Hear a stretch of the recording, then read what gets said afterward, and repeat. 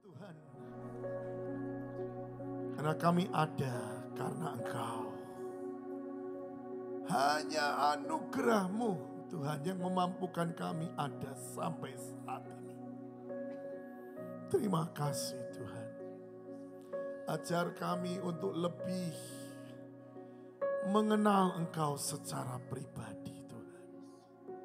Ajar kami Tuhan untuk bukan hanya mengasihi-Mu di mulut, tapi kami sungguh mau mengasihi-Mu dari perbuatan kami. Terima kasih Bapak. Teruskan acara-Mu Tuhan. Mari terus berbicara kepada kami. Karena kami anak-anak-Mu siap untuk mendengar. Kami tolak setiap kuasa kegelapan yang ingin mencuri firman atau ingin menyelewengkan, dalam nama Yesus menyingkir keluar. Mari Roh Kudus beracara. Dalam nama Yesus kami berdoa. Amin. Silakan duduk saudara. Ya, coba ditampilkan tema bulan ini. Ya.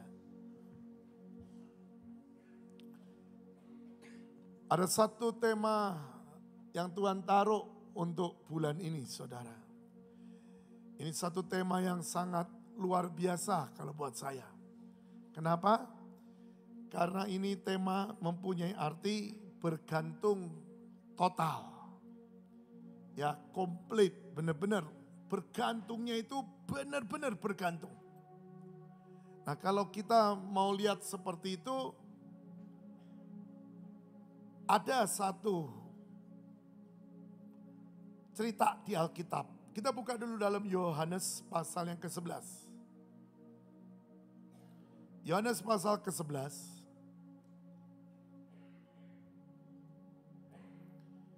Ayat yang pertama. Firman Tuhan berkata, ada seorang yang sedang sakit, namanya Lazarus. Ia tinggal di Betania, kampung Maria dan adiknya Marta. Maria ialah perempuan yang pernah meminyaki kaki Tuhan dengan minyak mur dan menyikanya dengan rambutnya. Dan Lazarus yang sakit itu adalah saudaranya. Kedua perempuan itu mengirim kabar kepada Yesus. Tuhan, dia yang Engkau kasihi sakit. Ketika Yesus mendengar kabar itu, ia berkata, penyakit itu tidak akan membawa kematian, tetapi akan menyatakan kemuliaan Allah. Sebab oleh penyakit itu anak Allah akan dimuliakan. Yesus memang mengasihi Marta dan kakaknya dan Lazarus. Namun setelah didengarnya bahwa Lazarus sakit, dengar baik-baik. Ia sengaja tinggal 2 hari lagi di tempat di mana ia berada. Tetapi sesudah itu ia berkata kepada murid-muridnya, mari kita kembali lagi ke Yudea. Murid-murid itu berkata kepadanya, Rabi, baru-baru ini orang-orang Yahudi mencoba melempari engkau. Masih maukah engkau kembali ke sana? Jawab Yesus, bukankah ada 12 jam dalam 1 hari? Siapa yang berjalan pada siang hari kakinya tidak terantuk karena ia melihat terang dunia ini. Tapi jikalau engkau berjalan pada malam hari, kakinya terantuk. Karena terang tidak ada di dalam dirinya. Demikianlah perkataannya dan sesudah itu ia berkata kepada mereka, Lazarus, saudara kita telah tertidur. Tetapi aku pergi ke sana untuk membangunkan dia dari tidurnya. Maka kata murid-muridnya itu kepadanya, Tuhan, jikalau ia tertidur, ia akan sembuh. Tetapi maksud Yesus ialah tertidur dalam arti mati. Sedangkan sangka mereka, Yesus berkata tentang tertidur dalam arti biasa. Karena itu, Yesus berkata dengan terus terang, Lazarus sudah mati. Tetapi syukurlah aku tidak hadir pada waktu itu. Sebab demikian lebih baik bagimu, supaya kamu dapat belajar percaya. Marilah kita pergi sekarang kepadanya.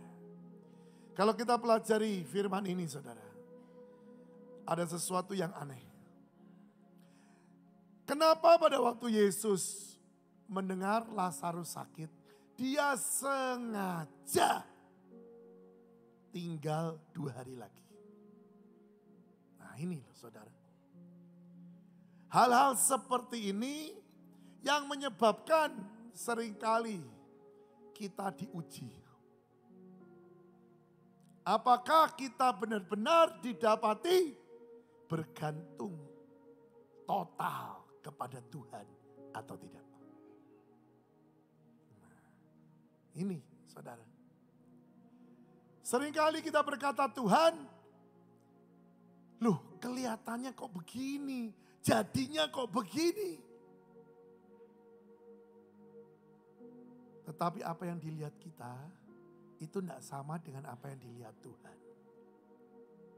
Karena Tuhan melihat jauh di depan.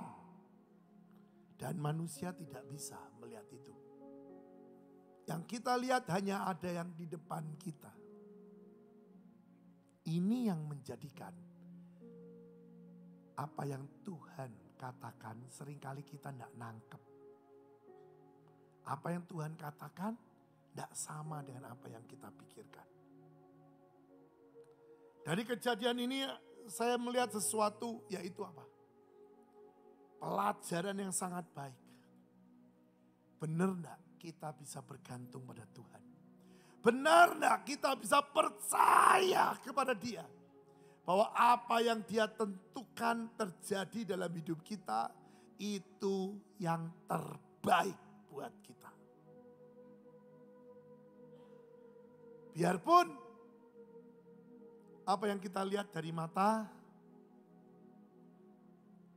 kalau orang dunia berkata tidak baik, tapi tetap tidak kita bisa berkata, aku percaya engkau tetap baik. Aku percaya dan aku mau katakan, aku bergantung total padamu Tuhan. Ini loh saudara, ini yang diperlukan hari-hari ini. Saudara bisa lihat dalam kejadian yang terjadi pada waktu itu. Lazarus sakit, Tuhan dikasih kabar dan ngerti dan betul. Bahkan dia berkata, ini penyakit tidak akan mendatangkan kematian. Betul enggak? Tadi bacanya begitu kan? Betul? Tetapi yang terjadi, Lazarus mati. Lihat. Apa yang Yesus katakan, itu sesuatu yang di depan.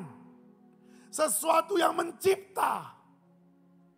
Ini yang seringkali kita tidak sama dengan Tuhan. Apa yang Tuhan katakan sesuatu yang mencipta. Dia berkata tidak akan membawa kepada kematian.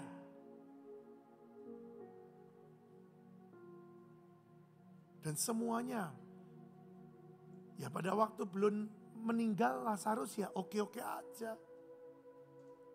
Tapi sejak mereka tahu Lazarus meninggal, ayo jujur, apa yang timbul di hatimu? Apa yang timbul di pikiran saudara dan saya? Kalau saudara dan saya ada di situ.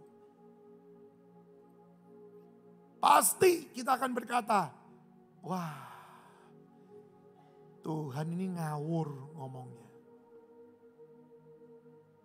Dia bilang tidak akan membawa kepada kematian. Tetapi buktinya Lazarus mati. Hari ini yang Tuhan mau ajarkan kepada kita adalah ini. Bisa enggak saudara dan saya sepakat dengan Tuhan? Yang namanya, apa yang kau lihat dan kau dengar, itu jelek. Bisa enggak sepakat dengan Tuhan tetap berkata, aku lihat semua itu baik.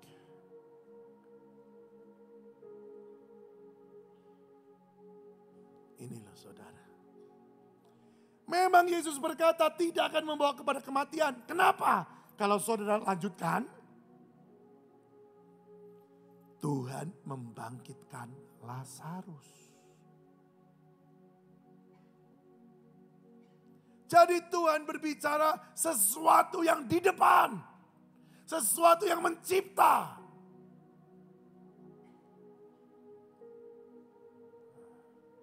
Kita harus belajar.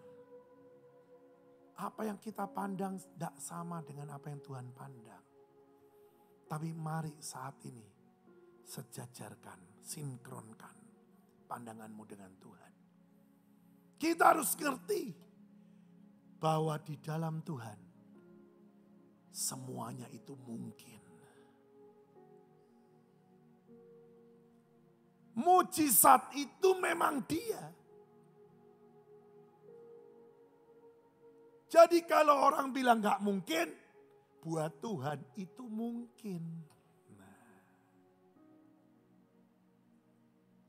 Nah, Tuhan berkata di dalam Yohanes 15. Tinggallah di dalam aku dan aku di dalam kamu. Ini yang kita harus benar-benar lakukan dan alami. Jangan bangga pada waktu Yesus sudah jadi milikmu dan di hatimu. Karena kita harus melakukan satu hal lagi. Bukan hanya mengizinkan Yesus tinggal di hati kita. Tapi yang kita harus lakukan adalah kita tinggal di dalam Tuhan. Namanya tinggal di dalam Tuhan. Ayo, seperti apa? Nih. Tisu ini. Ya, ini ada tisu nih. Oh. Tisu ini ada di dalam kotak.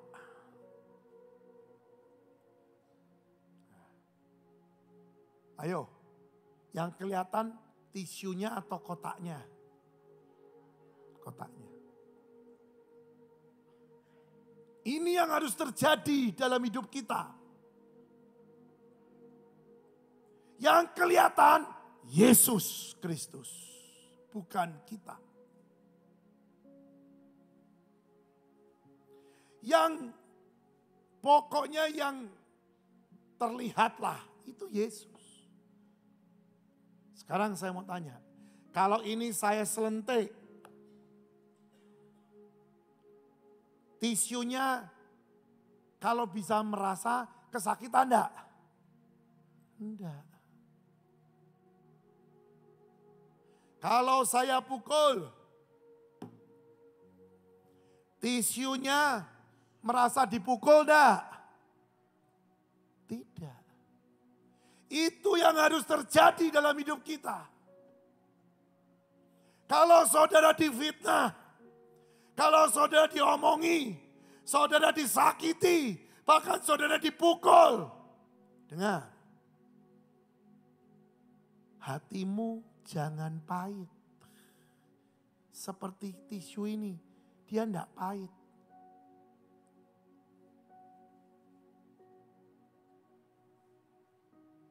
Karena tisu ini ada di dalam kotak ini. Kalau kita semua ada di dalam Tuhan, enggak perlu saudara dan saya sakit hati. Enggak perlu kita punya kepahitan. Dengar baik-baik. Ini yang Tuhan katakan. Nak, tinggal di dalam aku. Kalau saudara benar-benar tinggal di dalam Tuhan. Tuhan sudah selesaikan semuanya. Berarti kitalah orang-orang yang lebih dari pemenang. Karena Yesus sudah bayar semua. Tidak ada satupun yang masih utang. Semua sudah Tuhan Yesus bayar. Buat apa lagi kita merasa harus membayar semuanya. Nah ini loh saudara. Tetapi pertanyaannya, sekarang ini saudara dan saya ada di dalam Tuhan atau tidak? Nah ini. Seseorang yang tinggal di dalam Tuhan, dia bergantung total pada Tuhan. Bahkan dia tidak mau pusing. Karena dia percaya Tuhan yang sanggup untuk melakukan segala-galanya. Dan ini yang terjadi pada waktu itu. Tuhan sengaja 2 hari menunda keberangkatan. Sampai ke tempatnya Maria dan Marta tidak kaget karena sebenarnya Tuhan sudah tahu Lazarus sudah meninggal.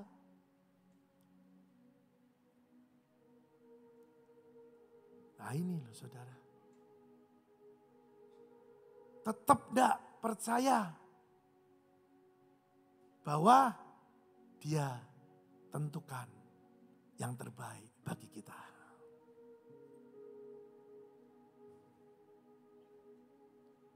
Ini sesuatu yang luar biasa saudara. Saya sampai pada waktu membacanya saya bilang, ya ini benar-benar ini benar-benar ini.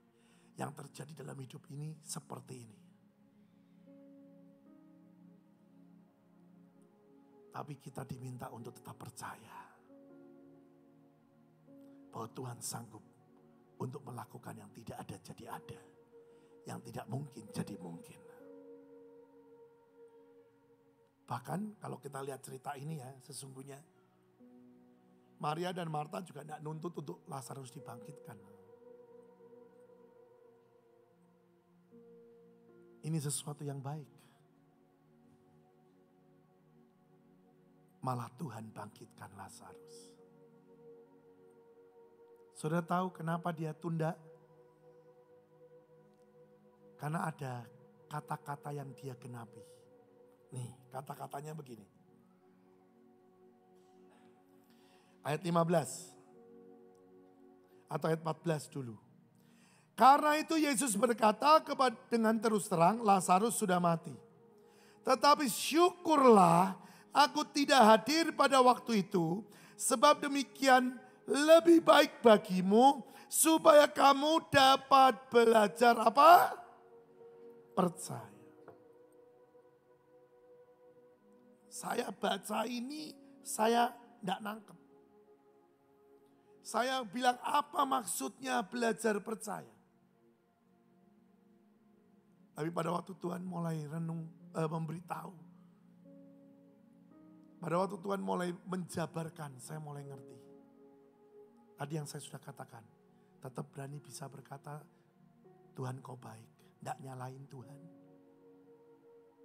Tetap percaya bahwa dia baik, itu yang pertama. Yang kedua, menurut adat orang Yahudi, dengar baik-baik. Menurut pandangan orang Yahudi, mereka sedang menunggu yang namanya Mesias. Dan salah satu syarat bahwa orang itu adalah Mesias. Dengar baik-baik. Di adat Yahudi dikatakan bahwa pribadi yang disebut Mesias harus membangkitkan orang mati lebih dari 4 hari. Lebih dari 3 hari atau keempat sudah bagus. Dan kalau dihitung, Yesus membangkitkan Lazarus.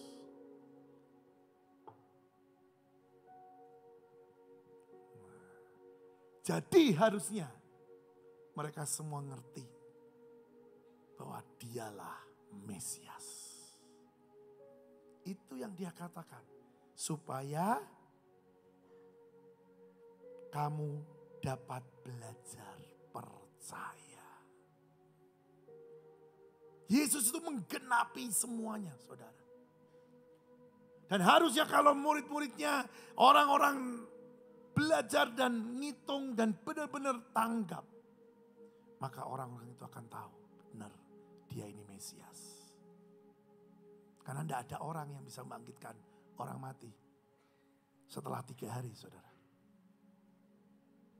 Dan Yesus bangkit, membangkitkan Lazarus itu. Karena sudah busuk, udah 4 hari. Sudah busuk. Tubuh sudah rusak. Nah ini loh saudara. Ini Tuhan mau bicara dengan saudara. Hari ini percayalah. Percayalah. Saudara harus tinggal di dalam Tuhan. Bukan hanya Yesus ada di dalam kita.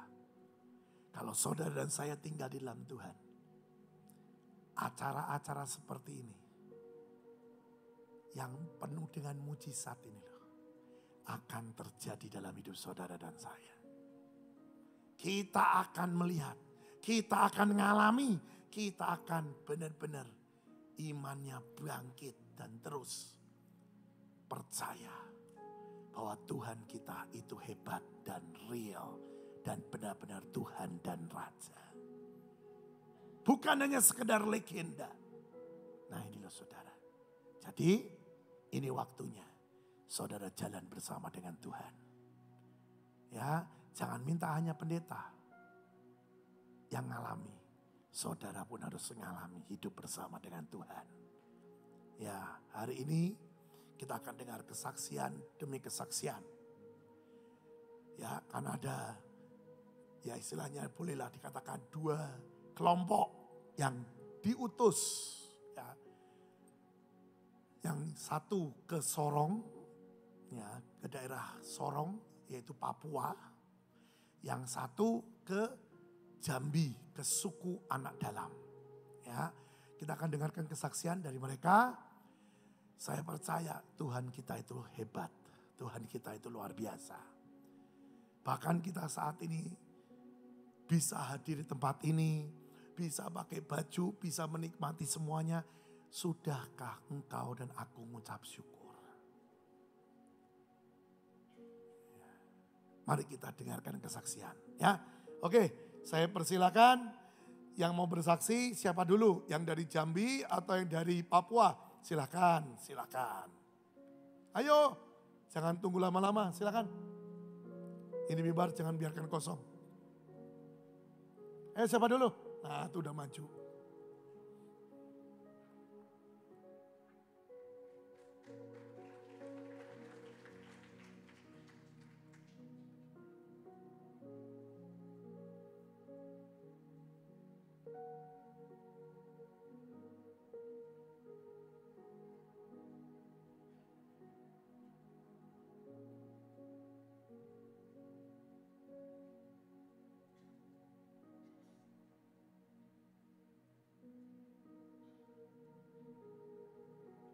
Tek, oke. Shalom semuanya. Kita dari tim yang berangkat ke Jambi. Mungkin videonya diputar dulu kali ya. Untuk media. Oke.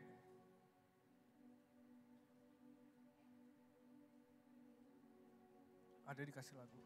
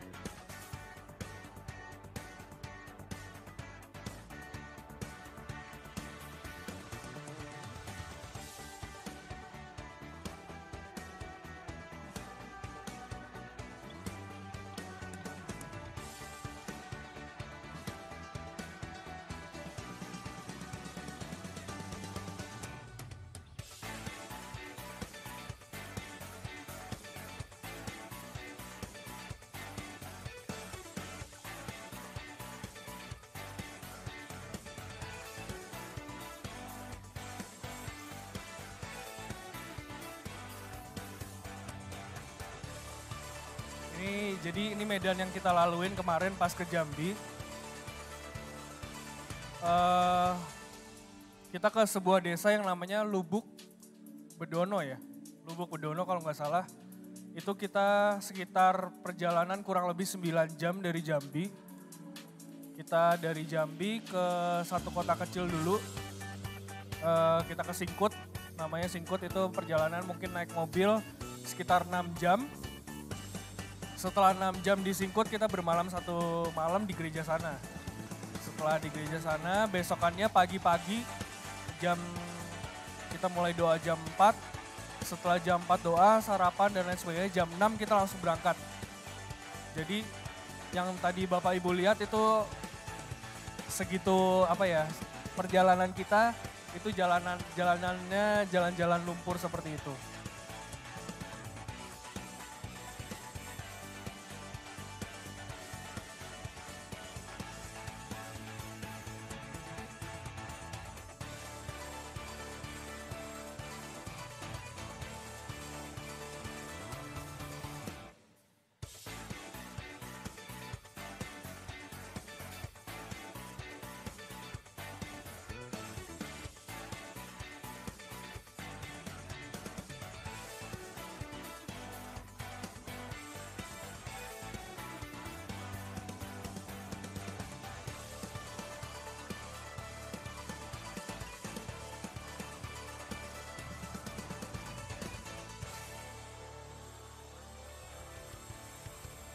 Oke, videonya diputar terus aja, di looping aja.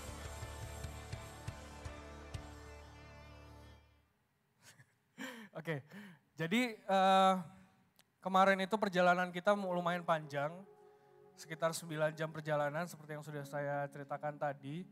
6 jam itu kita jalan dari Jambi ke kota yang namanya Singkut.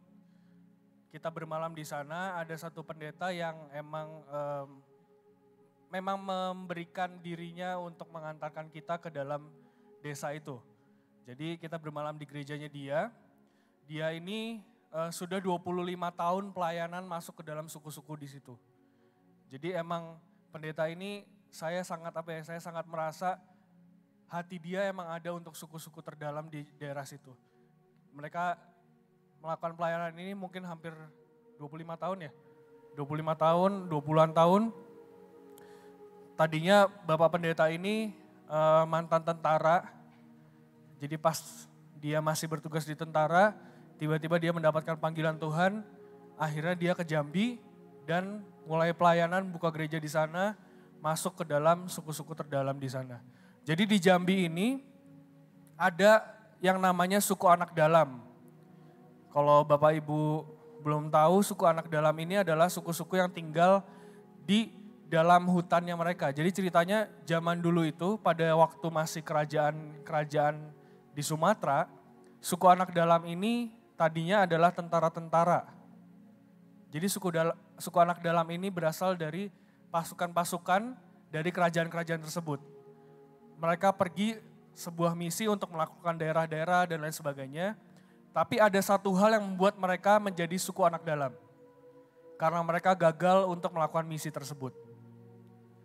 Jadi pada waktu zaman dulu di kerajaan-kerajaan itu mereka nggak boleh pulang sebelum mereka selesai melakukan misi tersebut. Karena mereka gagal, mereka malu untuk pulang. Jadinya mereka tinggal di dalam hutan,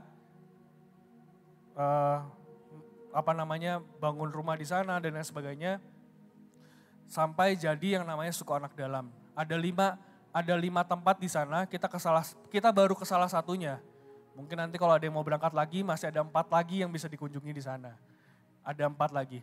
Dan dari 5 itu, ini yang paling, paling mending lah. Ini suku yang paling udah mengenal dunia luar lah gitu. Karena apa? Karena sebenarnya anak-anak mereka sekarang udah sekolah. Udah kenal dunia luar dan lain sebagainya. Jadi dari Singkut tadi kita perjalanan selama 3 jam, kita bawa semuanya, kita bawa kasur, kita bawa makanan, kita bawa ciki-cikian, kita bawa semuanya kita bawa dari Singkut. Karena di sana benar-benar tidak ada tempat untuk cari makan, untuk ya gitulah. Karena mereka tinggal di dalam, jadi mereka terbiasa untuk berburu, mereka terbiasa untuk bahkan mandi aja mereka nggak punya toilet. Sampai segitunya.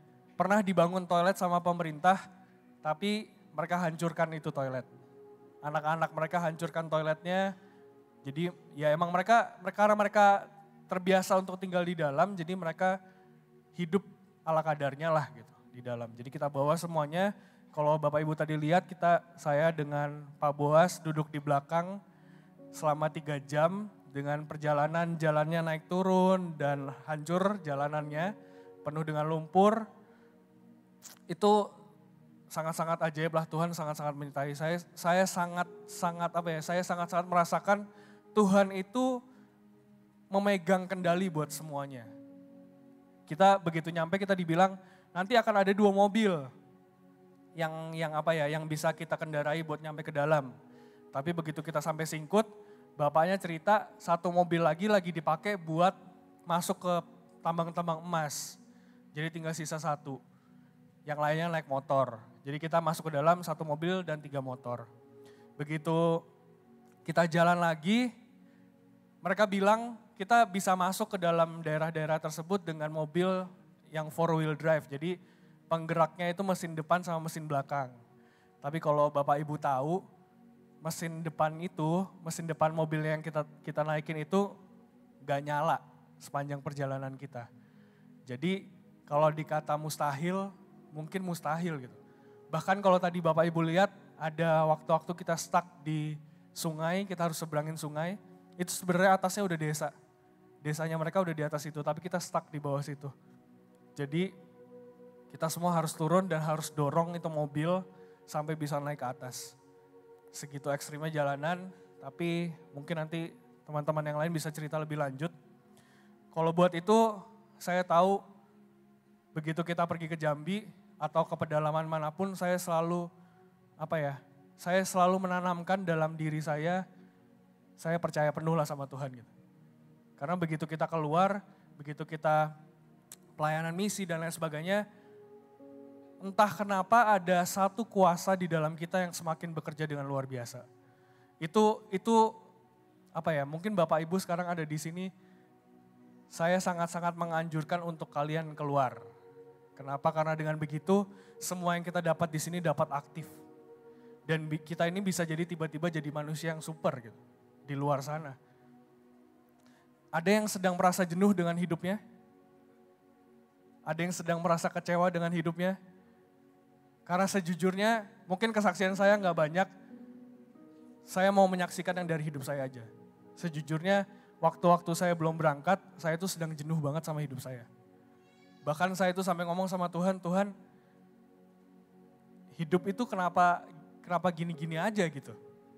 Maksudnya ya tidur bangun, ngelakuin segala hal dengan ya segitunya aja gitu. Tapi begitu ke Jambi, begitu ke Singkut, ke suku anak dalam ini, saya sangat-sangat merasa Tuhan tuh ngomong, coba kamu lihat sekelilingmu. Coba kamu lihat suku anak dalam, coba kamu lihat pendeta yang ada di sana. Bahkan ya Bapak Ibu, di suku anak dalam ini yang saya dan teman-teman datangi, mereka semuanya sudah Kristen.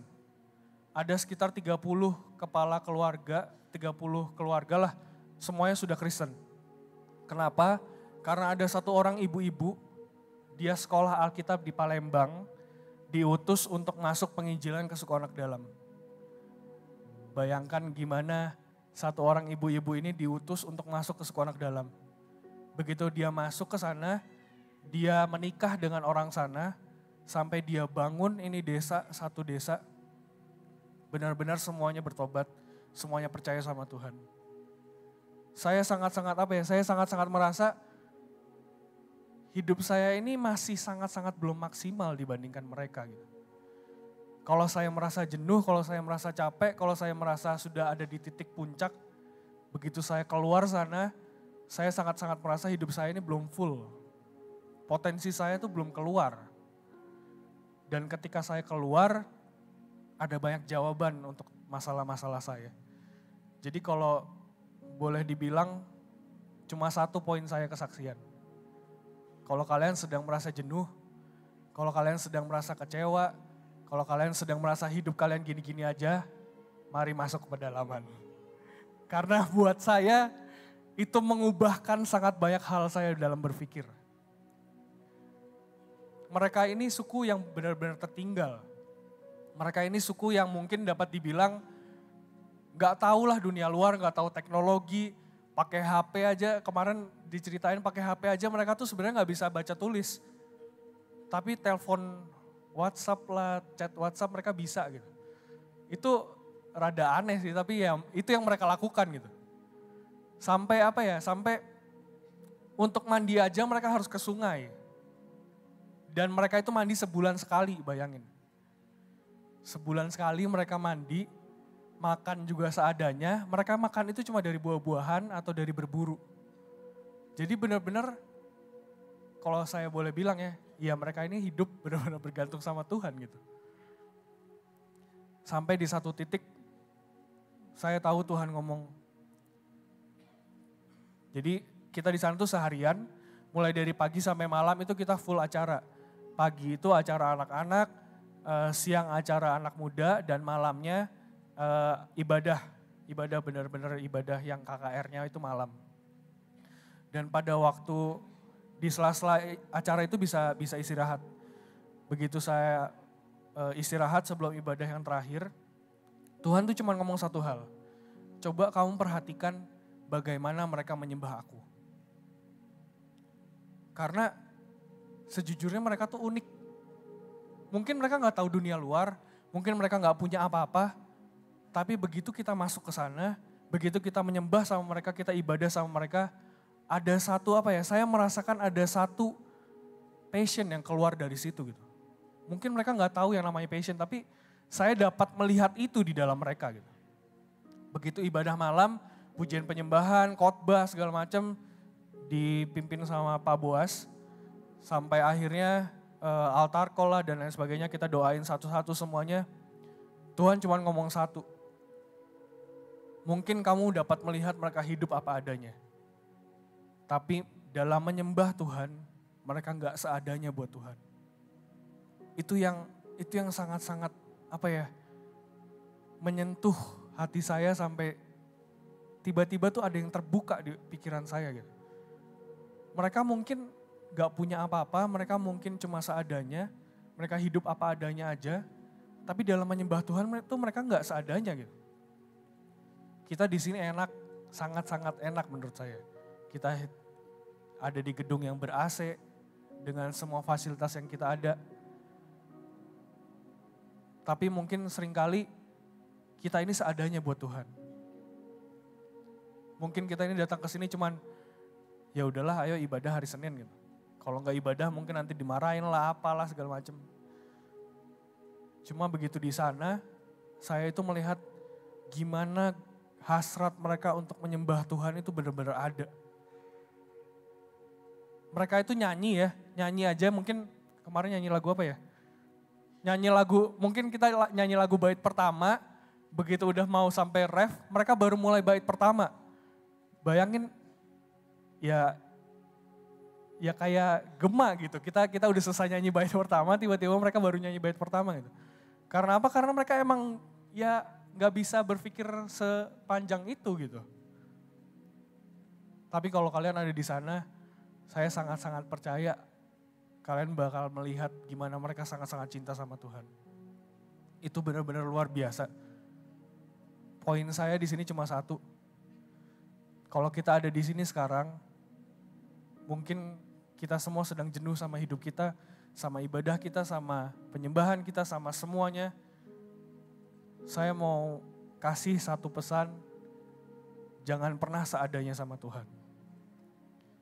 Karena bukan seadanya yang Tuhan minta, tapi segalanya dari hidup kita. Itu yang yang bisa mengubah hidup kita sebenarnya. Mungkin sekian dari saya. Ibu Boas.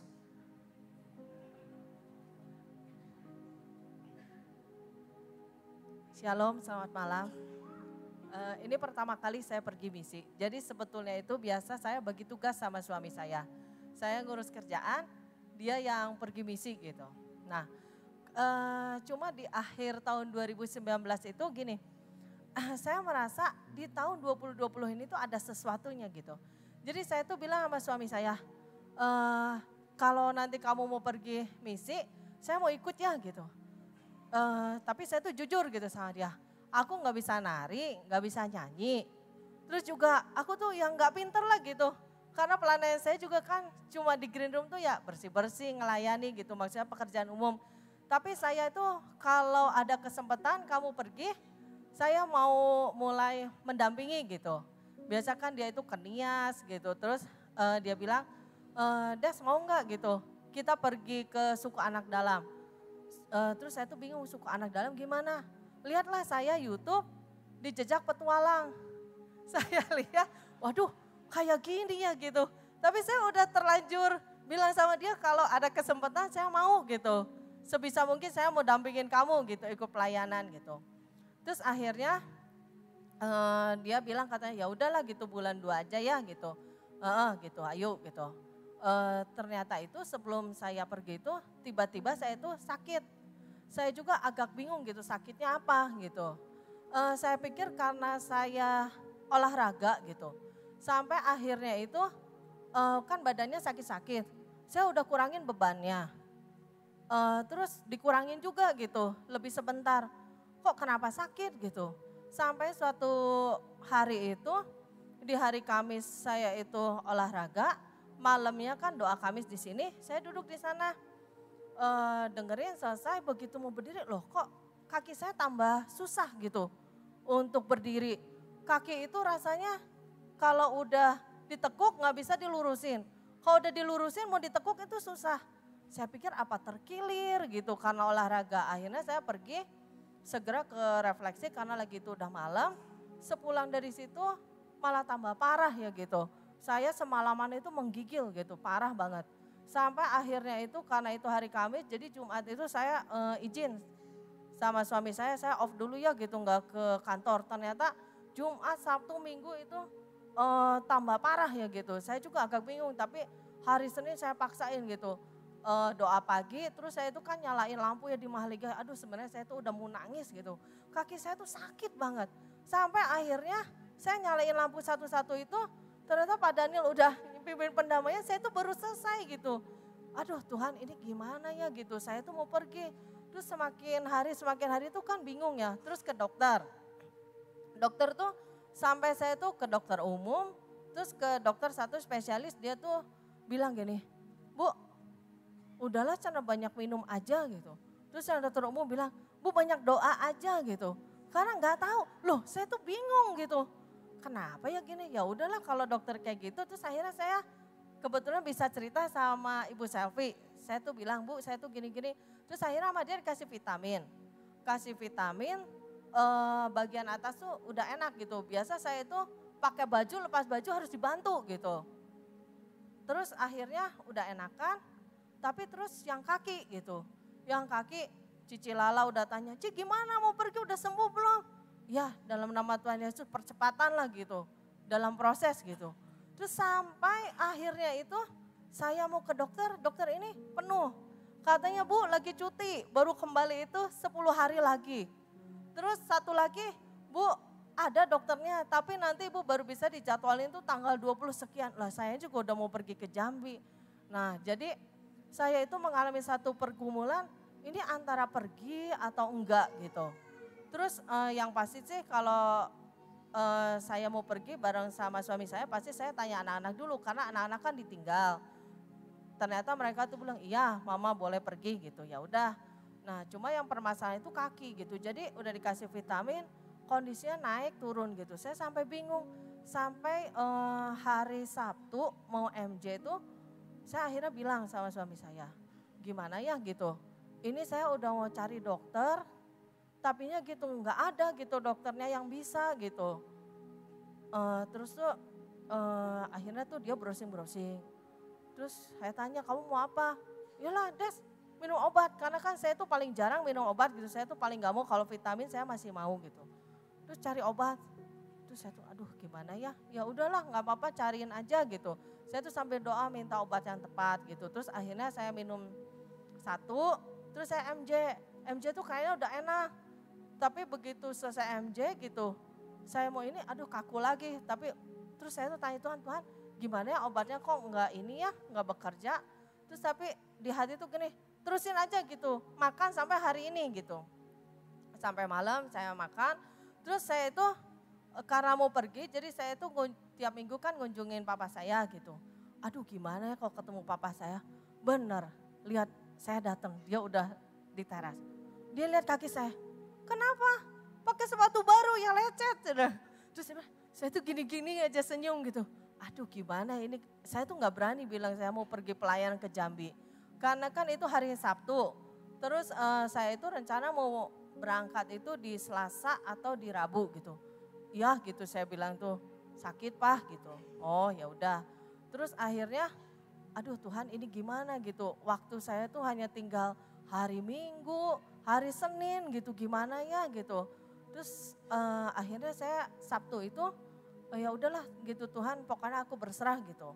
Aku berserah gitu, terus hari Minggu itu udah membaik gitu. Kok enak ya gitu. Akhirnya saya minum, lanjutin obatnya gitu. Puji Tuhan gitu, akhirnya saya bisa berangkat gitu. Di detik-detik terakhir itu saya memang ada terpikir mau membatalkan gitu. Saya tuh gini, kan saya di dalam hati itu suka berkata-kata ya sama Tuhan, Tuhan gimana ya gitu.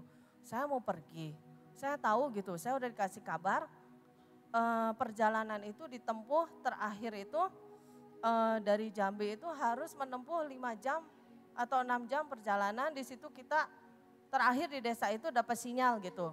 Setelah itu kita semua mau naik ke gunung itu udah nggak akan ada sinyal gitu. Aduh gimana ya Tuhan, ini waktu itu udah deket gitu, ini mesti prepare segala macam gitu. Terus saya tuh gimana ya gitu nanti kalau medannya berat gitu, karena dikasih tahu disuruh berdoa supaya nggak hujan. Kalau hujan itu ya kita akan dihentikan di jalan yang udah terakhir di aspal, itu harus jalan kaki gitu. Jadi desanya itu kayak ada di lembah ya. Kita di atas, turun dulu, dia di sini nanti kalau mau itu ke atas lagi gitu, kalau mau ke gereja. Jadi dia memang ada di lembah gitu. Jadi medannya itu ya agak sulit gitu, tanahnya itu tanah merah gitu. Terus akhirnya puji Tuhan bisa sampai yang terdekat, dan tadi itu kalau dilihat itu memang kita udah turun terus tinggal naik sih gitu.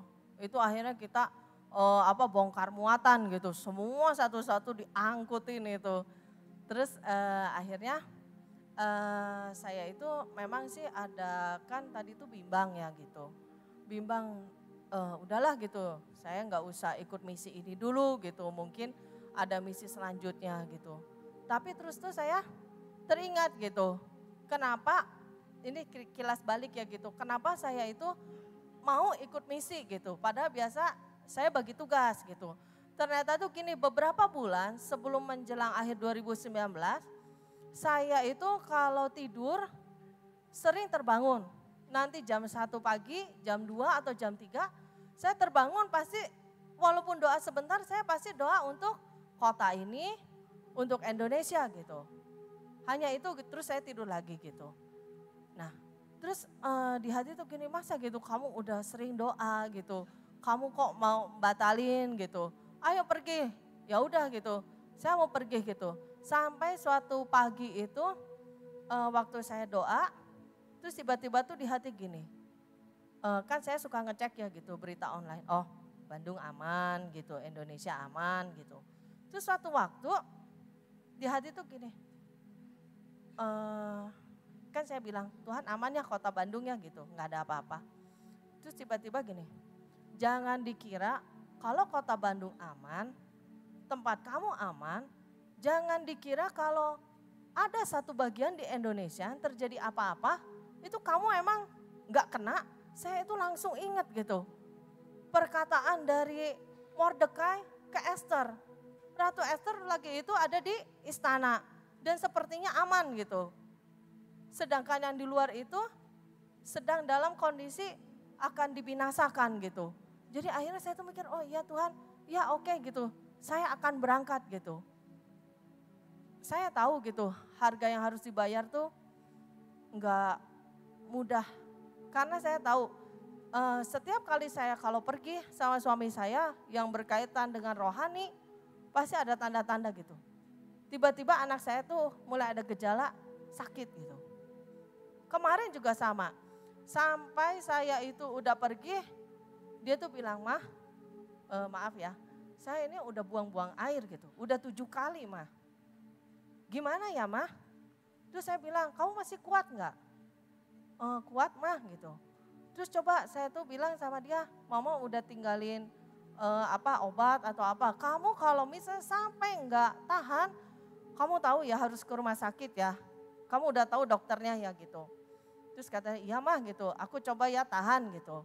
Terus saya tuh ya doa terus nanti dapat kabar lagi gitu, Mah aku batuk, pilek, pusing gitu segala macam. Aduh Tuhan, saya tuh sampai enggak lah gitu. Kalau saya sama suami saya udah bertekad gitu mau melayani, saya percayalah gitu Tuhan kasih pemeliharaan gitu. Akhirnya kita nggak ada kontak kan. Terus saya juga salah lagi, kelupaan, nggak ninggalin uang. Tapi saya udah isiin gitu saldo GoPay. Terus anak-anak tuh ya puji Tuhan lah pinter gitu, cari makan sendiri, ke sekolah sendiri gitu. Terus saya akhirnya pas dapat sinyal, saya tuh tanya, gimana makan? Aman gitu. Perlu uang enggak? Enggak gitu. Memang anak saya tuh saya didik enggak terlalu banyak jajan sih gitu. Jadi mereka tuh asal bisa ada makan, bisa pergi gitu ya dia udah oke-oke sih. Jadi dia saya kelupaan kasih uang juga masih oke gitu. Nah masih bisa hidup gitu. Ya puji Tuhan gitu. Memang kalau saya rasakan tuh gini, unity itu harus ya. Sejujurnya saya tuh bilang sama suami saya gini ya, kalau anak-anak gak ngizinin saya pergi, berarti saya next trip aja gitu. Tapi ternyata puji Tuhan anak-anak tuh ya bisa ngerti lah gitu, kita kasih pengertian gitu. Ini tuh tahun 2020 gitu, ada sesuatu yang berbeda gitu. Papa dan mama tuh sepakat mulai mau sebisa mungkin pergi pelayanan bareng gitu. Bisa ya gitu ditinggal, ya gitu bisa gitu. Nah saya tahu gitu, suatu hari itu saya bilang gini sama Tuhan, Tuhan aku tahu aku gak bisa apa-apa gitu. Tapi yang aku tahu aku akan lakukan yang terbaik. Memang kemampuan kami gitu, kalau taruh kata kami suami istri melakukan perjalanan misi 1 bulan sekali gitu. Hanya berapa banyak gitu daerah yang bisa dijangkau. Tapi setidaknya aku gitu dan suamiku mau melakukan yang terbaik. Kalau dari sisi yang sana gitu dapat backup yang banyak, lebih banyak berkesempatan gitu, lebih bergerilya. Setidaknya ini gitu kami gitu akan melakukan yang terbaik gitu. Kami percaya gitu, apa yang sudah kami lakukan gitu, Tuhan yang memberikan pertumbuhan. Kami nggak akan tahu gitu, seberapa banyak tuaian itu bisa diambil. Tetapi yang kami tahu setidaknya kami sudah melakukan. Jadi saya mau ajak saudara-saudara juga mungkin gitu terbeban juga. Luar biasa lah pergi ke pedalaman itu. Sejujurnya saya tuh ada gelinya tapi sedih gitu ya. Kan kita tuh terakhir bagi pokmi ya. Siang anak-anak udah dibagi ciki. Ciki itu jadi di sana itu kayak barang berharga. Karena belinya itu jauh banget gitu. Mereka kan di hutan kayak gitu. Nah pokmi itu kan kering ya. Terus kita kan sambil doain. Terus ada beberapa yang udah dewasa tuh tahu gitu. Pokmi itu makannya disiram air. Ada yang kelolosan. Waktu kita beres-beres ternyata pokmi itu dimakan sama anak-anak kayak ciki. Beserta styrofoamnya udah habis setengah. Aduh saya tuh kaget banget. Terus akhirnya saya terakhir tuh ada kesempatan ngomong sama si ibu gembala. Saya tuh bilang gini, Bu gimana Bu ceritanya bisa di sini? Oh ya dia cerita gini gitu gitu. Pada saat dia datang tuh gak mudah ya karena dari pakaian aja udah beda. Sehingga begitu lihat pakaian beda, wah udah ngomongnya yang lain-lain. Terus saya tuh bilang gini, Bu, kita itu mungkin setahun hanya bisa ya mungkin 2 kali gitu ke sini. Ibu yang tinggal di sini, ibu yang harus kuat. Ibu yang harus ngajarin anak-anak. Setidaknya bisa berhitung, bisa tahu namanya. Kita waktu kegiatan sekolah minggu itu kan dikasih nama ya di sini biar tahu. Begitu ini yang lepas, wah bingung siapa ambil nama siapa gitu. Karena dia nggak tahu gitu, dia nggak bisa baca namanya gitu. Jadi nanti ada yang namanya Yosua ambil yang punya siapa karena kan jatuh gitu, ketukar gitu. Ya kasihan sih gitu. Tapi setidaknya tuh ada satu hal gitu kan saya keliling sama Lala. Ayo Lala gitu, biarin aja gitu Koko Derian sama Pak Buas gitu sama yuk kita keliling yuk, ayo gitu keliling. Terus dilihat-lihat gitu ya. Loh ini lingkungan mereka kan hanya segitu aja ya. Terus akhirnya tuh kita ngobrol gitu. Lah apa mereka tuh maksudnya menikah juga dalam satu kelompok ya gitu. Apa mereka tuh ini gitu maksudnya kawin gitu masih ada hubungan darah gitu. Terus saya malah latur tanyain ada satu orang. Bu gitu. Ini menikah tuh sama kelompok yang di dalam atau gimana? Oh enggak kalau jodoh itu dengan bangga tuh dari Tuhan. Wah kita tuh sampai ketawa wah hebat ya gitu mereka bisa tahu. Jadi mereka itu kalau tentang jodoh udah mulai diajarin. Berdoa nanti katanya Tuhan kirim gitu. Nanti ada siapa aja gitu datang. Nanti dan bisa gabung gitu sama mereka ya setidaknya benih itu tidak sia-sia. Benih itu bisa bertumbuh gitu. Itu aja dari saya.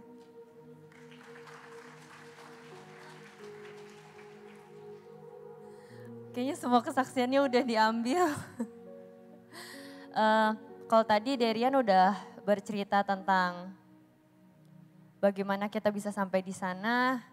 Ci Desi udah cerita juga tentang apa yang dia alami di sana.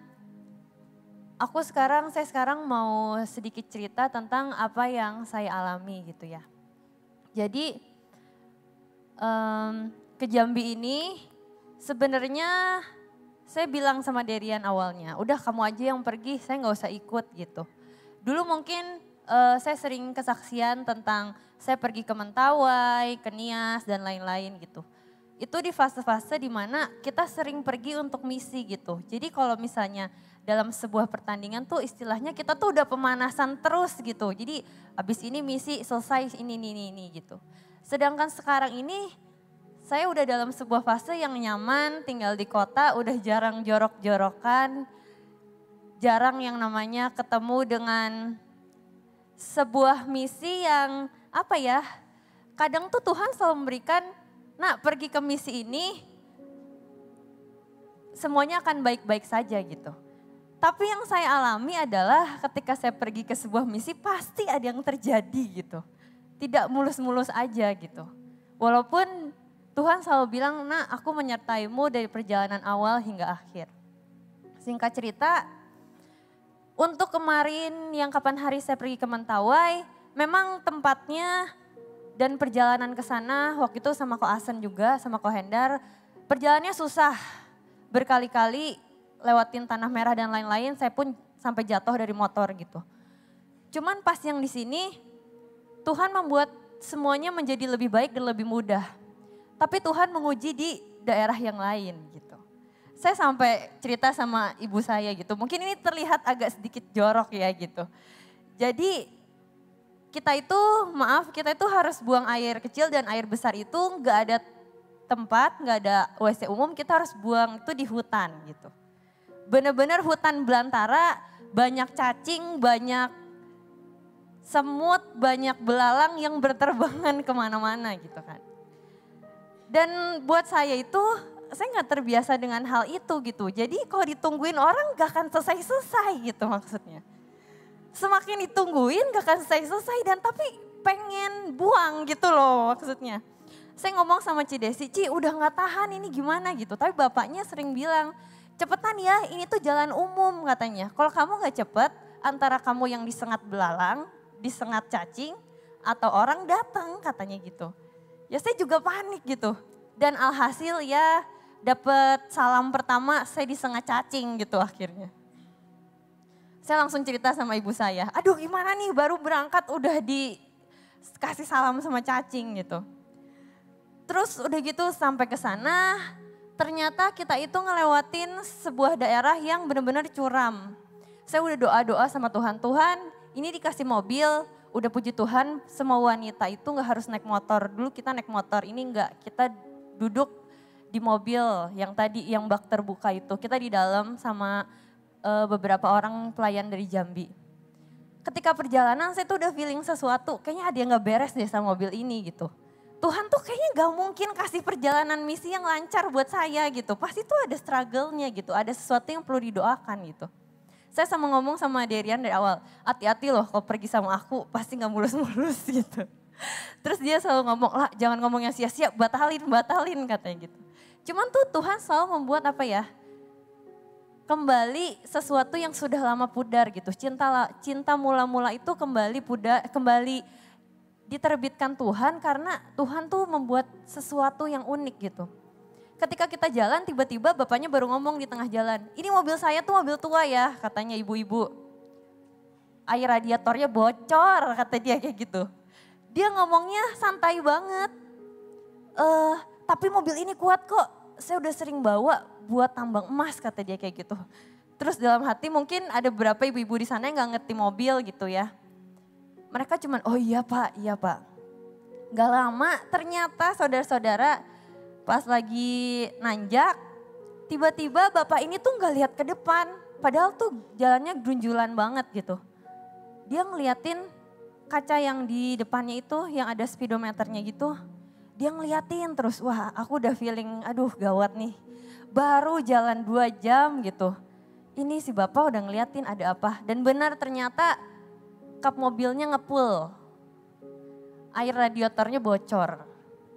Akhirnya dia udah mulai panik, dia send ke kiri. Dia mintain minum air minum dari kita semua yang dalam mobil. Dia mintain semuanya. Boleh gak saya minta gitu.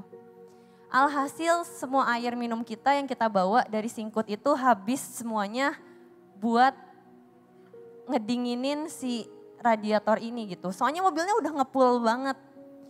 Sampai akhirnya dipaksain sama dia jalan. Dia ngelewatin kayak sebuah comberan ya gitu ya. Comberan, terus akhirnya dia ambil botol aku yang besar, dia ambil dari situ dituangin gitu. Terus dalam hati, Tuhan ini tuh kapan sampainya ya gitu. Takutnya udah keburu gelap, gak ada listrik, jalannya kayak gini gak mungkin sampai ke tempat tujuan gitu. Cuman di dalam hati itu ada sebuah lagu yang ini yang penyertaanmu sempurna, rancanganmu penuh damai, aman dan sejahtera gitu. Tuhan tuh cuma ngingetin, tenang aja tenang, semuanya akan baik gitu. Terus ada Roh Kudus ngomong, bentar lagi sampai. Akhirnya sampailah kita tadi di yang tanjakan itu. Itu puncaknya banget. Bapaknya ini mungkin gak enak ngelihat kita ibu-ibu, wanita-wanita untuk jalan turun dari mobil. Dia ngomong, gak apa-apa gak usah turun, kuat kok mobilnya kuat, kata bapaknya gitu. Bapaknya orang Kristen juga, takut akan Tuhan juga. Dia ngomong, udah kita sepakat ya katanya. Oke. Pas udah sampai ternyata gak kuat mobilnya. Dan itu kap mobil itu ngepul banget, bener-bener asapnya keluar semuanya. Sampai saya ngomong sama Cidesi, Ci ini kayaknya kalau lama-lama kita meledak bareng sama mobilnya gitu. Soalnya itu bener-bener radiatornya tuh udah bocor, pas dilihat aneh juga selangnya itu bisa pecah gitu. Menurut saya itu bukan sebuah yang bukan sebuah hal yang biasa aja gitu yang terjadi. Saya percaya kalau memang kayak gini kan berarti setan gak suka dengan apa yang akan kita lakukan nanti di kampung itu gitu. Dan benar ternyata kita turun dari mobil, kita maksain pokoknya tetap naik. Walaupun dengan licin-licin dan lain-lain, saya itu ketemu sama anak-anak. Bagian saya adalah kids ministry. Jadi kita ketemu sama anak-anak di sana, saya bisa ngobrol sama mereka gitu. Mungkin terkadang ya kita yang Derian sering ngomong, kita sering pelayanan, rutinitas, itu-itu aja dan kita jenuh dan kita bosen. Padahal ada beberapa orang di luar sana yang mereka sangat-sangat merindukan untuk berada di posisi yang sama dengan kita saat ini. Pergi sebuah misi yang jauh, masuk ke sebuah pedalaman, menurut saya itu adalah sebuah obat untuk menimbulkan cita akan Tuhan kembali yang sudah mulai pudar. Saya kembali ngobrol sama anak-anak itu, mereka exciting banget. Sampai si ibu ini pernah ngomong gini, jadi yang dari yang cerita itu, ibu itu ditugaskan dari Palembang dan dia mau menaruh hidupnya untuk kampung itu. Bahkan dia itu sampai pernah kena yang namanya mental health. Dia itu kehilangan jati dirinya, dia benar-benar masuk menjadi orang pedalaman bahkan dia gak pakai baju. Dia cuma pakai kain yang dilibat-libat doang. Karena dia benar-benar akhirnya hidup bersama dengan mereka, dia menikahi anak dari kepala suku itu sendiri gitu. Karena dia percaya dari awal dia sudah diberi tugas untuk memenangkan sebuah kampung, sebuah desa, dan sampai akhir dia akan melakukan itu sampai akhirnya tahun ini mamahnya dia itu pindah ke kampung itu juga. Dan ketika saya ngobrol dengan anak-anak di situ, mereka tuh nanya, Kak ini apa gitu. Dan mereka sangat menghormati kehadiran kita. Mereka itu kan gak pernah mandi sama sekali. Ketika kita datang mereka nyebur ke sungai masih basah-basah, pakai baju langsung datang ke kita. Bahkan rambut mereka masih basah semuanya. Terus saya sama Cidesi iseng-iseng, kamu tahu sabun gak katanya gitu. Tahu Kak, buat rambut katanya. Enggak, sabun itu buat badan. Buat gigi apa? Buat gigi odol katanya. Mandinya pakai sabun sama odol enggak? Enggak Kak, air aja kata dia gitu. Apa ya, mungkin kalau buat orang kita yang udah sering melihat dan melakukan kebiasaan itu, oh ya udah biasa aja gitu. Tapi itu sangat menyentuh hati saya gitu. Dengan ciki-ciki aja mereka itu bisa lahap banget. Sampai mereka tidak mau meninggalkan tempat itu sampai selesai cuman gara-gara mereka melihat makanan yang akan mereka dapatkan. Buat yang anak remaja, buat yang orang dewasa, encounter-nya pun beda lagi gitu. Ketika Pak Boas berbicara tentang kalian harus saling mengampuni, kalian harus saling menyayangi. Tanpa sadar ternyata sebelumnya mereka ini punya sebuah kekesalan dengan beberapa suku di sampingnya, dengan beberapa pendeta. Mereka itu dulu dijanjikan sebuah gereja dengan semua materialnya, dengan semua bangunannya, dengan semua tukang-tukangnya yang ada gitu. Dan mereka hari ini hanya menerima sekitar 30% dari itu. Hampir 70% itu diambil dengan pihak lain. Bahkan yang lebih mengenaskan adalah gerejanya itu miring saudara-saudara sampai sekarang. Dan mereka ngomong, ayo sama-sama doain kami ya Kak, nanti kok Kakak datang ke sini lagi gereja kami sudah berubah katanya. Dan yang dengan Cidesi cerita gitu tentang saya nanyain, Bu jodohnya cuman sekelompok aja ya Bu? Oh enggak dong, saya nunggu yang dari Tuhan pasti datang buat hidup saya katanya. Saya langsung kaget sama Cidesi, waduh hebat banget gitu. Dan di sana itu mereka lagi sakit, kebanyakan anak-anaknya flu, pilek, batuk, demam. Dan mereka gak ada obat. Jadi kalau anaknya demam, anaknya flu, anaknya batuk, mereka cuman gendong-gendong, kepalanya dikasih elap, keliling-keliling, bahkan yang nangis-nangis itu udah terbiasa. Dan satu yang terakhir yang saya lihat tuh gini, Tuhan itu sangat-sangat adil buat setiap manusia. Mungkin ya kalau orang kita, orang kota ditaruh di sana kita nggak bakal hidup seperti mereka dan tidak akan mendapatkan kebahagiaan seperti mereka. Anak-anak kecil di sana kebahagiaannya mereka adalah manjat pohon. Mereka akan senang banget manjat pohon, nyari buah, masuk ke hutan dan lain-lain. Saya sampai ngomong sama Cidesi kemarin. Ci, Tuhan itu adil banget ya, anak-anaknya itu manjat pohon setiap hari turun, manjat turun, gak ada yang namanya susuben, gak ada yang namanya luka, gak ada yang namanya encok, jatuh, terkilir, patah tulang dan lain-lain. Pohonnya tuh tinggi-tinggi saudara-saudara, seginilah, se-speaker ini. Tinggi banget, itu anak-anaknya masih umur 5-6 tahun, mereka naik ke atas, teriak-teriak turun, naik lagi, turun lagi gitu. Sebuah hal yang simpel, kebahagiaan yang simpel dapat membuat mereka sangat-sangat bahagia untuk tinggal di situ. Mereka gak bakal ninggalin kampung yang sudah melahirkan, yang sudah membesarkan mereka. Dan yang terakhir adalah gini, terkadang Tuhan ingin kita keluar dari zona nyaman untuk mendapatkan cinta mula-mula itu yang kembali, yang dulu mungkin sudah pudar, yang Tuhan ingin kembalikan kepada hidup setiap kita. Cuman kita harus melalui beberapa proses yang mungkin terkadang tuh gak enak, dan mungkin bahkan kita tidak bisa melihat titik terangnya dari hal itu gitu. Saya banyak banget belajar dan banyak harga juga yang harus dibayar. Pertama kali saya datang ke sana, saya itu bawa sepatu kesayangan saya warna hitam. Akhirnya ketemu gitu. Dan waktu duduk baru aja duduk gitu kan. Tiba-tiba ada beberapa anak Jambi keluar gitu ngejar anjing, ada anjing gitu di luar. Ada yang makan sendal kak, katanya anjingnya katanya gitu. Sendal ya, terus saya ngomong sama Cidesi atau Derian gitu. Sendal mungkin makan sendal. Tiba-tiba yang satu datang ke dalam. Maaf kak, kakak yang itu sendalnya digigit anjing katanya. Maksudnya sepatu saya tuh digigit anjing gitu maksudnya. Terus gimana? Ya sobek-sobek dikit lah kak katanya gitu. Pas saya keluar, ya Tuhan baru mau mulai dikasih cobaan apa ini lagi gitu. Bener-bener saudara itu sobek gitu, tapi ya udahlah nggak apa-apa. Terus saya itu takut banget sama cicak. Udah ngomong juga dari awal, saya takut banget sama cicak gitu. Pas sampai di sana, di welcome dengan cicak yang loncat dari kursi kena kaki saya gitu kan. Dan waktu kita mau tidur semalaman, tiba-tiba ada berkat jatuh dari atas langsung masuk ke tas Cidesi. Cicaknya jatuh tepat masuk ke tasnya Cidesi gitu. Dan itu sebuah lelucon yang mungkin membuat kita tuh jadi gak tegang gitu. Ketika kita menjalani misi bersama dengan Tuhan. Gak serius-serius terus gitu. Ada beberapa hal yang mungkin membuat kita kaget, membuat kita ketawa, membuat kita benar-benar asik jalan sama Tuhan bareng-bareng. Dan saya juga mau mengaku sedikit dosa, waktu di sana itu kita udah berdoa tidak akan hujan sampai kita selesai di ending. Tapi saya tuh merasa dari awal kok kayaknya hujan ya gitu. Soalnya sering banget orang sana bilang, Kak doa ya jangan hujan, kalau enggak kita nggak bisa pulang katanya gitu. Saya agak sedikit trauma dengan hujan-hujan karena waktu itu pernah pelayanan misi di Nias. Dan hujannya tidak bisa berhenti gitu.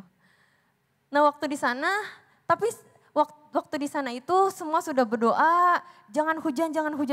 Bahkan Pak Boas itu saudara kalau udah mulai petir, rintik-rintik Pak Boas selalu keluar mengeluarkan dupa sambil komat kamit di luar masukin lagi. Udah rintik-rintik dia keluar masukin dupa gitu. Giliran udah malam, Pak Boas itu mau pelayanan, mau khotbah, dia udah kusyuk banget doa gitu kan. Tapi dalam hati saya tuh ada yang ngomong, jam 7 hujan lebat nih gitu. Tapi dalam satu titik, Tuhan saya mau sepakat nih tidak hujan gitu. Tapi dalam satu titik lain, kalau saya tidak kasih tahu yang lain, nanti saya tidak warningin gitu. Terus si Derian tuh ngomong, lah jangan ngomong hujan-hujan, Derian jam 7 hujan nih gitu. Dan ternyata 5 menit kemudian hujan lebat gitu. Dan menurut saya ketika kita menjalani sebuah misi kita itu harus ada dalam sebuah arti kata kesepakatan. Mungkin ada suara-suara di hati yang mulai menakut-nakuti kita hujan dan lain-lain gitu. Tapi ketika kita dalam kesepakatan mungkin malam itu kita tidak akan mengalami hujan dan kita akan bisa pulang dengan selamat dan lebih cepat ke kota Singkut gitu. Itu pelajaran buat saya. Tapi saya percaya setiap misi yang Tuhan percayakan buat hidup kita itu akan membuat kita hidup lebih baik lagi. Dan buat anak-anak youth yang sering banget jenuh, bosan pelayanan rutinitas kalian harus pergi ke pedalaman. Sekian dari kami, semoga kesaksian kami memberkati. Terima kasih. Wah, saya pikir ini baru permulaan ya. Oke, bulan depan mau berangkat silakan. Ya, itu sangat bagus karena saya juga dulu sering untuk masuk pedalaman. Cuman sekarang sudah hampir tidak pernah. Jadi ada baiknya kalau bulan-bulan di depan kita akan adakan lagi ke Jambi, ke suku anak dalam yang selanjutnya. Karena tadi kan dikatakan masih ada 4 dusun. Ya. Dan ini memang harus dikunjungi saudara. Karena saya juga sedih 2 tahun yang lalu atau tahun yang lalu awal saya dapat kabar bahwa banyak dari anak suku dalam mereka pindah agama. Dan mereka pindahnya simple. Ya mungkin bukan di tempat anak suku dalam, tapi tempat yang lain. Kadang-kadang mereka pindah agama cuman apa? Hanya karena diberi sabun dan odol. Mungkin buat saudara, aduh kok begitu ya? Nah itu loh saudara, yuk kita ngucap syukur bahwa kita ada sampai hari ini. Dan kita bisa sikatan setiap hari, bisa mandi pakai sabun. Ya, ngucap syukur. Tuhan begitu baik sama kita. Ya, yuk kita bangkit berdiri. Ya, nanti yang sorong minggu depan aja ya, karena sudah jam segini. Oke, kita bangkit berdiri, kita ngucap syukur sama Tuhan. Sebab Tuhan baik bahwasanya untuk selamanya kasih setianya. Sebab Tuhan baik. Oh Jesus.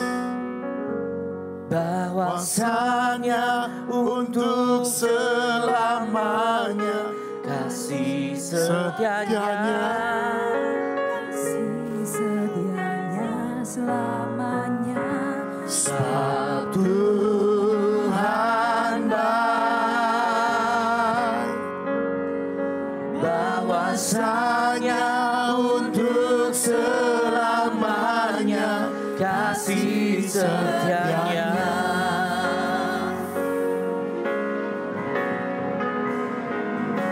Sebab Tuhan baik.